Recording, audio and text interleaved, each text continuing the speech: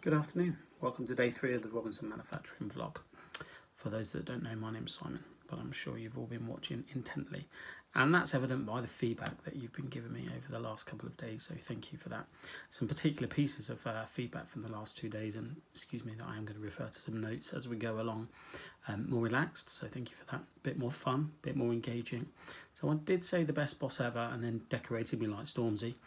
And also thanks to the particular person that keeps putting the thumbs down on YouTube. I can only presume that's you, Geordie, so please do stop it. As per usual, I've got a couple of topics to go over, so do bear with me. First one, some special mentions. So whilst we've shut all the factories, there are still some things going on in the background that people are and deserve some special praise for. Firstly, Alicia Harrison, you might have seen yesterday, composed a really nice blog and talked about some home working. If you haven't had the chance to read it, do give it a read. It makes for a fascinating insight, and some well done, Alicia, there. Epi and Nicole, who are our marketing gurus, are doing particularly great things in making sure you get things like this video and also other bits and bobs that you'd have seen, and I'll refer back to underneath the link that you saw this video on that I'll draw you to. Carl and Robin Cheshire provided some trusses for a company that really needed those, so thanks for Carl and Robin Cheshire.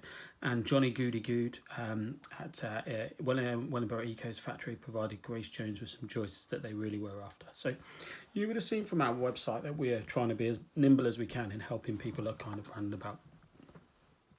A few updates that you might have seen yesterday in terms of government updates. Boris flanked by 2 medical generals. Firstly, testing. Testing is probably the first major step to making sure that we can start testing people that have either had the virus or immune to the virus, or antibodies have created immunity to the virus. So that should be coming in the next week, I hope. You'd have all seen the tremendous work that's going on behind the scenes on NHS Nightingale, which will have 4,000 beds in the Excel Centre in London. So there's some great service there.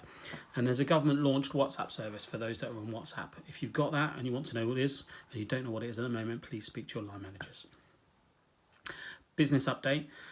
Ironically, it's been a massive week on orders again, so the sales and the BDM teams keep pushing those orders through, so we should finish the end of the quarter in reasonable good position, bearing in mind the last couple of weeks have been kind of decimated.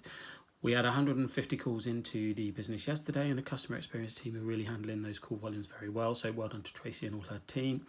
Matt Corney and Sarah Horton are pushing the designers and estimators along nicely, which is great. And special kudos to Mark Rolfe and his finance team.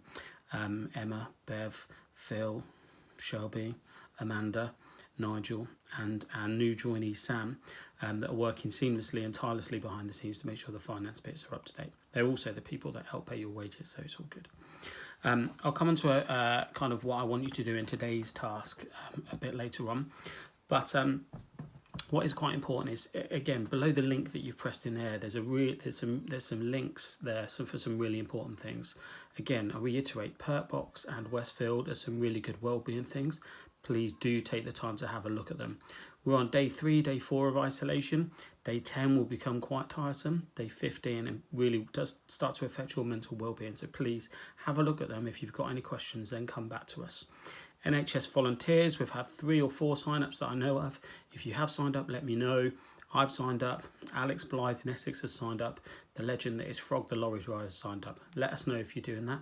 The COVID app, make sure you're completing that every day. There are superb amount of online resources that are for free for you, for your children, to keep your mind active, to keep your mind engaged. If you need to know about any of those and you can't find any, please come back to me and the management team. Dad Jokes was a roaring success, so thank you very much for those. And I'm just going to refer to my laptop here about some of the classics that came on through. So first and foremost, Dean Thomas and Mark Spy got disqualified for the state of some of theirs. So I'll quickly whiz through a couple of my absolute favourites. Claire Watterson up in Scotland.